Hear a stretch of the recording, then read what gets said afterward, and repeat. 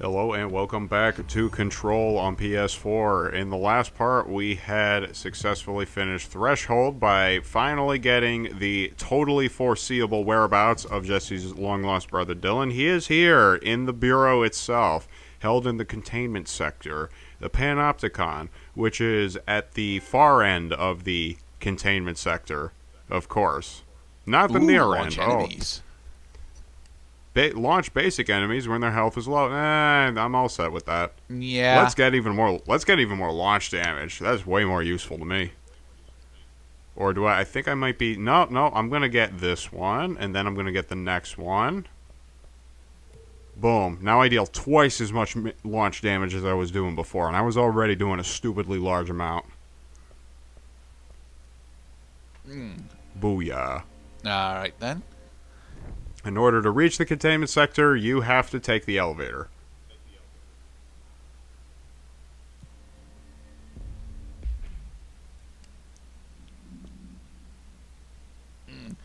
Heh.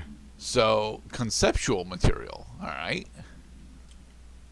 Now, these are our current missions. It's not really clear what is the correct amount of time to give Underhill before she actually gets the antidote. That's why I wait until the very end of the game in order for me to go check in on her.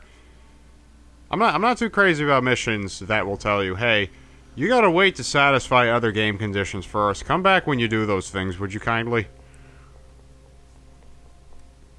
Well, to be perfectly honest, modern game design has quite a few instances of that. Yeah, and they're always and I say always, they're usually very vague about it. They don't tell you what is the cue to actually... You can step out of the elevator now, Jesse. Containment sector. Panopticon. Altered items. Maximum security prison.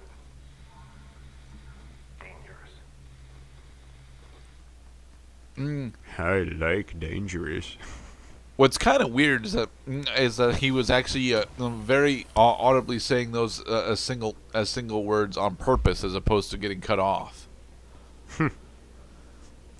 Right? Like he's not actually being like the transmission is not actually suffering from interference. He's just like really plastered, and he can only speak in just nouns, Just singular and concepts. alcohol, telephone, Uber ride, too drunk to drive, designated lift. And mind control. Gotcha. You're a high-level guy. Your cape will be of much use to me. Boy. You missed me. Alright, come on, shoot him. Now take control of his brains. So, honestly, although you said that you can have up to two guys mind controlled, it looks like you currently can only have up to one guy mind controlled before the taking a second one deletes the first. Yeah, and you can, just like you can only have one health bar drained before you get taken out. Death is not so bad. You just have to wait 45 seconds for the game to load on your PS4 console. And you lose, what, is it 1 or 10% of your stockpiled of materials? 10%. Okay. Always 10%.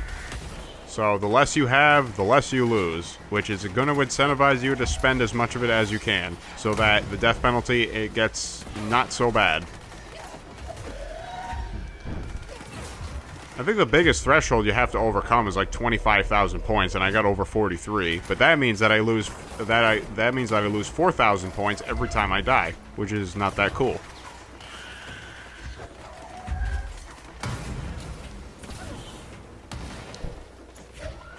Stupid daddy long legs. Aw, but I like daddy long legs in general. They're extremely efficient insect hunters. Tch. And their teeth are not long enough to pierce human flesh. That's strong enough.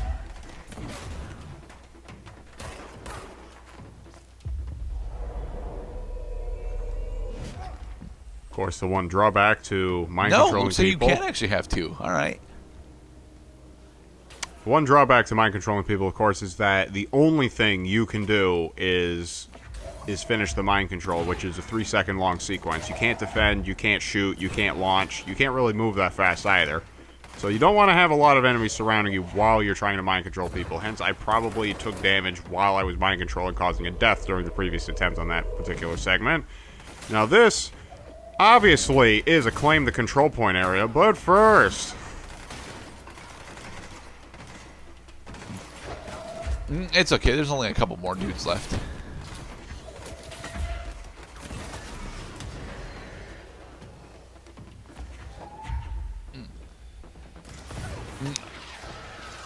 No. Okay, they keep respawning dudes, Mr. Cloud. Heat-seeking missiles. Well, maybe not heat-seeking. Huh. Heat-seeking. These are hot-seeking missiles. Particular effective against babes.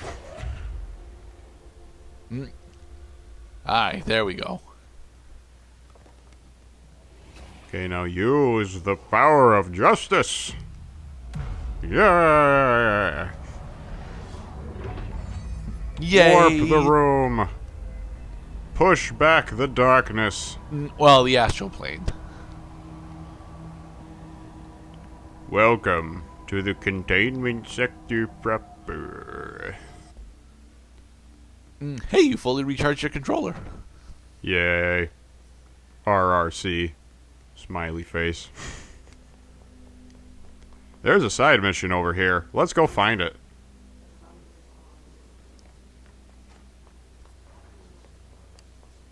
A lot The of black hiss are stuff over whispering there. at us, Mr. Cloud. They want us to go buy Doritos. Now, a mannequin supplement. Ooh. Oh yes, what creepy game is complete without mannequins? Various conflicting first-hand reports exist, but testimonies provided by witnesses of the event do contain some common elements. Most every witness saw numerous mannequins break through the house's windows, tumbling outside. Some witnesses report bright lights, some report high-pitched singing. These are unverified. Numerous civilians inside the house at the time of the incident were hospitalized for various injuries. 2 were crushed to death. But as soon as anybody tried looking at the toys all resumed their normal stationary patterns. They'll never believe you, Sid. You're going to the asylum. So play nice. Ha ha ha ha. Alright, so which of the 4 Toy Story main movies do you prefer, Mr. Cloud? Oh, I haven't even seen Toy Story 4.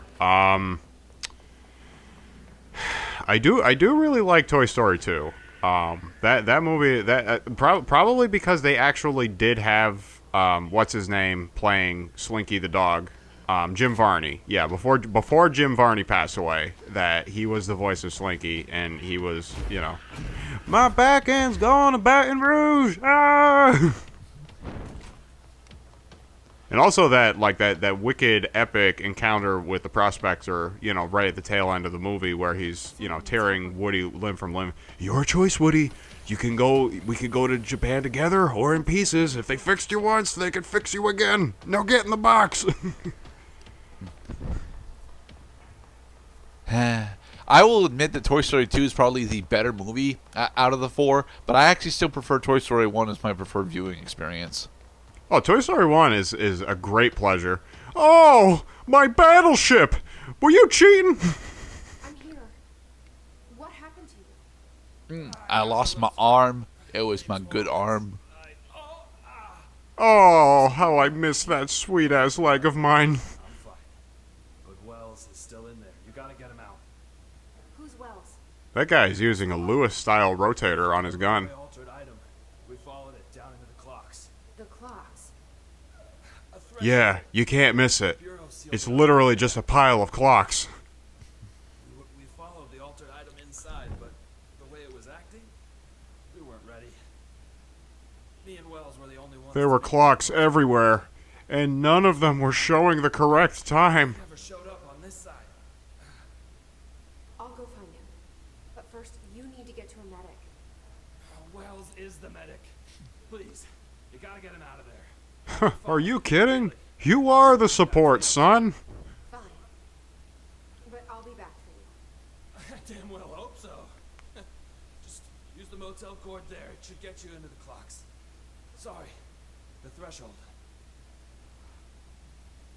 It's okay. The clocks. The threshold. The time. The Ocean View Motel. The It's clocks. just a matter of time.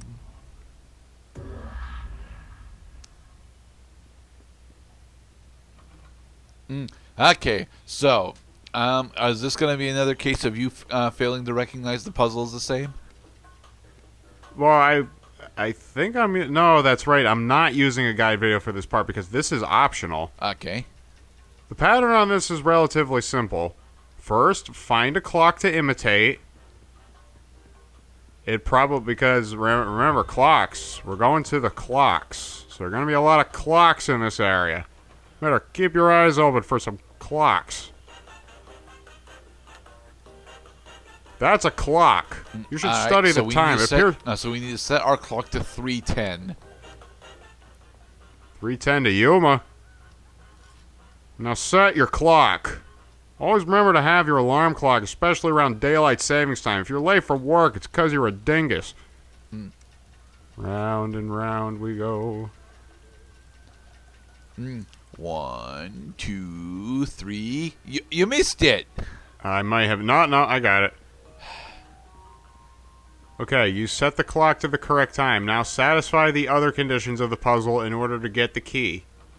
This is not our first time to the Ocean View Motel. You should be pretty clear on what it is you're supposed to do here. Next clock that we gotta set.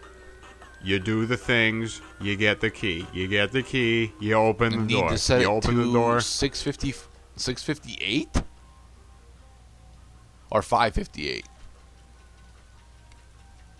2, 1, 2, 3, 4, 5, 6.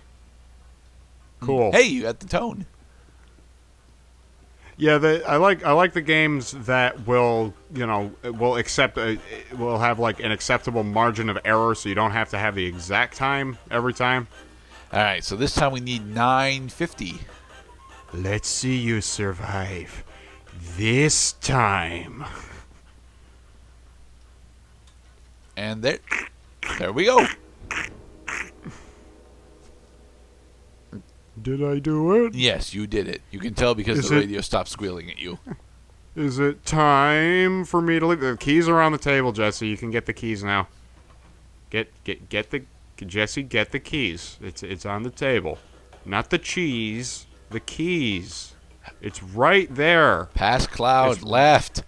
It's right the F there. Just get the keys and get the hell out of here, you silly person.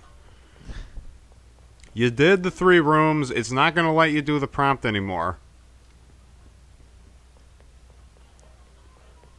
Stupid optional missions being off the beaten path, not getting guide videos in order to do the goddamn stupid You didn't easy need a Ocean guide View video Motel. for this Yes. one. This one was relatively simple. We could have solved that 20 seconds ago. Our viewers are pissed at you, Past Cloud. Let's proceed. Open the door. Specifically present day Gerdet. Present day Gerda would have seen that 20 seconds before you did. All right, here we go. New area. Boom. Now I understand why the Ocean View Motel is so small, is because the game can very quickly transition back to this area, probably without even taking it out of the loading queue. So this area is loaded the entire time, and all they're doing is just blipping you back and forth between the points. And in the next part, we're going to go to the clocks, we're going to rock our socks, we're going to try to help these two in dire straits. Don't worry, Wells. We're on the way.